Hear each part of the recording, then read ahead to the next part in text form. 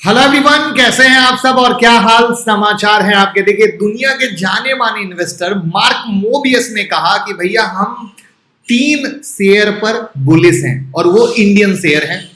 और बस ये न्यूज आई और हमारे पास इंस्टाग्राम पे मैसेज भर गए कि सर क्या इन शेयर को लेना चाहिए या नहीं लेना चाहिए। क्योंकि जब भी ऐसी कोई न्यूज आती है तो इन्वेस्टर को लगता है कि किसी बड़े दिग्गज इन्वेस्टर ने कहा है तो हमें खरीद लेना चाहिए। तो हम यही आपको बताने की कोशिश करेंगे कि भैया लेना है या नहीं लेना है। तो पहली बार आए हैं तो चैनल को सब्सक्राइब कर लीजिएगा और मैं प्रॉमिस करता हूं एक बिग विजन देखने को मिलेगा।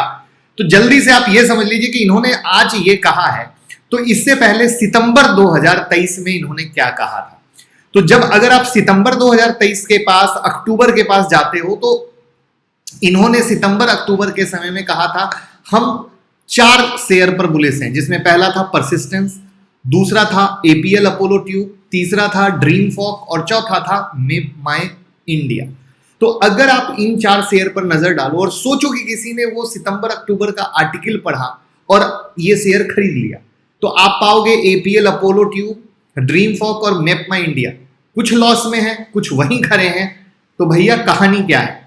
कहानी ये है कि दिग्गज इन्वेस्टर सबसे पहले तो जब भी कह रहे हैं वो उनका अपना विजन है और आपका अपना विजन है।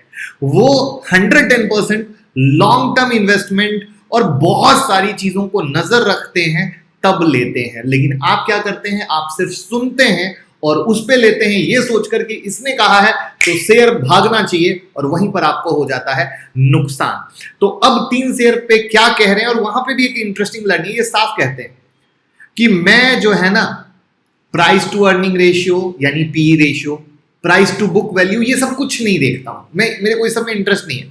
क्योंकि मैं मजे की चीज बता दूं कि इन्होंने जो 3 शेयर बताए उसमें से 2 शेयर तो ऐसे हैं जो बहुत महंगे, महंगा नहीं बहुत महंगा है। ये कहते हैं बस भैया जो इन्वेस्टमेंट हो रही है ना उस पर रिटर्न क्या आ रहा है, ठीक है, यानी आरओआई और कंपनी का डेवलपमेंट, मुझे बस वो अच्छा लगता है और मैं उसी चीज पर ध्यान देता हूं।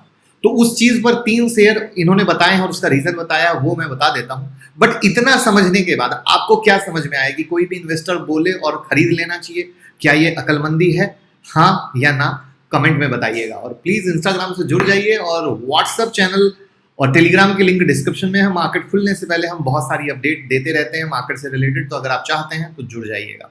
तो पहला शेयर इन्होंने बोला टिप्स इंडस्ट्रीज के बारे में कि म्यूजिक के फील्ड में कारोबार करती है, म्यूजिक बनाने के कारोबार में है। और अगर आप देखें तो इंडिया में बॉलीवुड फिल्मों का अपना ही मजा है जहां पर म्यूजिक और डांस बड़े पैमाने पर होता है, ठीक है। और अगर ये शेयर देखें तो पिछले 12 महीने में 231% बढ़े। अब यहाँ पे एक और लर्निंग, जहां पर अगर कोई इंसान आपको ये कहे, नॉर्मल इंसान, 231% बढ़ने के बाद कि ये शेयर अच्छा है, आप कहोगे पागल है क्या, 231% बढ़ गया उसके बाद नींद खुली है। और इंटरेस्टिंग सी चीज क्या है, कोई बड़ा दिग्गज इन्वेस्टर कह रहा है 231% बढ़ने के बाद, तो आप आगे पीछे नहीं समझने की कोशिश कर रहे हो, राइट। तो ये शेयर 231% बढ़ चुका है। वहां पर बिजनेस के लिहाज से इनको लगता है कि टिप्स इंडस्ट्रीज अच्छा है। वहीं पर दूसरा शेयर जो इनके रडार पे है, जिसको ये अच्छा कह रहे हैं, वो है वारी रिन्यूएबल्स, जो रिन्यूएबल इक्विपमेंट बनाने के लिए जानी जाती है। सोलर इंडस्ट्री बहुत तेजी से बढ़ा है, पिछले 12 महीने में 400% ये शेयर बढ़ा है। और अगर आप हमारा main channel Mukul Agarwal follow करते होंगे तो आपको पता होगा वारी रिन्यूएबल्स को हम किस प्राइस से फॉलो कर रहे हैं और किस प्राइस से वीडियो बनाई थी। तो अगेन 400% तेजी के बाद इनको लगता है कि ये शेयर अच्छा है और बहुत बेहतर है। लेकिन फिर से सितंबर अक्टूबर 2023 के जो शेयर हैं इन्होंने जो कहे थे उसके बाद वो कहाँ है भूलिएगा नहीं।